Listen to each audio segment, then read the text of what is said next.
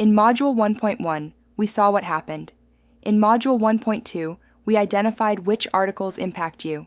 In Module 1.3, we connected everything to statutory enforcement under Title 32 and ARS, paragraph 32.2153.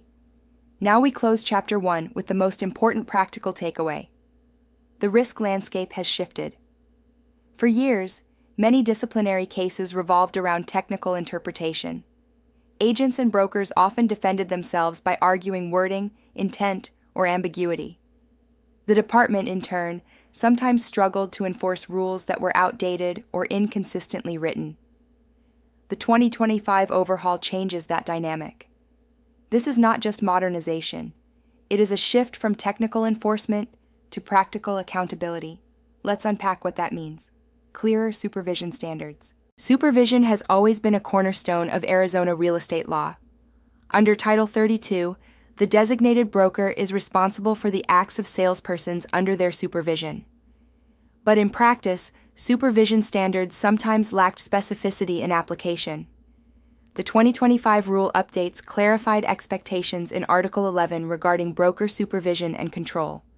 Language was refined. Responsibilities were made more explicit. Ambiguity was reduced. Now imagine this real-world scenario. A salesperson under your brokerage runs a social media ad that omits the brokerage name. Under older language, a broker might argue that the supervision standard did not clearly require review of every digital post. The salesperson might argue it was a personal page. Under clarified supervision rules, that argument weakens. If the advertisement promotes licensed activity, it falls within the scope of regulated conduct, and the broker's supervisory duty is clearer. This is what risk shift looks like. It is no longer about whether the rule technically applied. It is about whether reasonable supervision occurred. And when supervision standards are clearer, it becomes easier for the department to determine when supervision failed. Clearer negotiation rules. Negotiation rules have historically been one of the more misunderstood areas of professional conduct. Questions often arise like, can I talk directly to the other party? When must communication go through the broker? What if I'm a principal in the transaction? The updated rules clarified negotiation conduct under Article 11 and refined expectations about communication boundaries. Now imagine you are representing a buyer. The seller is unrepresented. You decide to send direct communication about contract terms. Under older interpretations, there might have been confusion about how certain negotiation rules applied when only one party had representation. With clarified language, your duties become more defined. The standard of reasonable care in negotiation becomes easier to evaluate. This reduces ambiguity and reduces your ability to claim confusion. In a disciplinary setting, clearer negotiation language means the question becomes simple. Did the licensee follow the defined procedure? If not, enforcement becomes more straightforward. Clearer advertising liability. Advertising has evolved faster than almost any other part of real estate practice. In 2005, advertising meant print ads, yard signs, and MLS entries.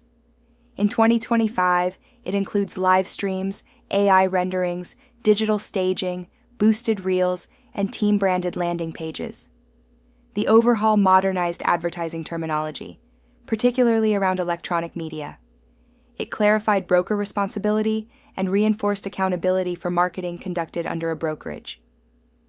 Let's revisit the AI example. You digitally enhance a property photo to remove visible roof damage. You rationalize that it's just staging. A consumer later alleges misrepresentation. Under clarified advertising rules, misrepresentation through digital manipulation is easier to evaluate. The department does not need to stretch interpretation to include new technology. The rules already anticipate electronic media and modern marketing practices. Advertising liability has shifted from, does the rule technically mention this format, to, did the marketing mislead or fail to comply? That is a significant shift. Less ambiguity, easier discipline. Now we tie everything together. Ambiguity is a defense tool. When language is unclear, enforcement becomes harder. Administrative hearings become debates over wording rather than conduct. The 2025 overhaul intentionally reduced ambiguity. Definitions were refined, standards were clarified, supervision language was tightened, advertising terminology was modernized. Negotiation expectations were specified. This does not mean the department suddenly wants to discipline more agents. It means that when conduct crosses a line, the line is easier to identify. Consider this broader perspective. In administrative law, agencies must prove that a rule was violated. When rules are vague, proving a violation can be complicated. When rules are clear, the question becomes factual. Did the conduct match the rule? Clear rules produce more predictable enforcement outcomes. That predictability cuts both ways. It protects compliant agents because expectations are defined. It increases risk for careless agents because excuses shrink. This is why Chapter 1 matters. We began by discussing modernization. We identified which articles affect you. We connected those articles to statutory discipline. Now we see the practical outcome. The compliance bar is more clearly marked. And when the bar is clearly marked, stepping over it becomes easier to prove. How this prepares you for Chapter 2.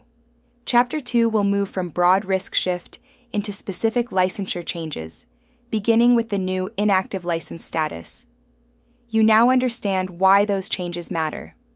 Because when license status, advertising, negotiation, compensation, and supervision are clearly defined, your professional margin of error narrows. Compliance is no longer about guessing. It is about knowing, and that is exactly what this course is designed to give you.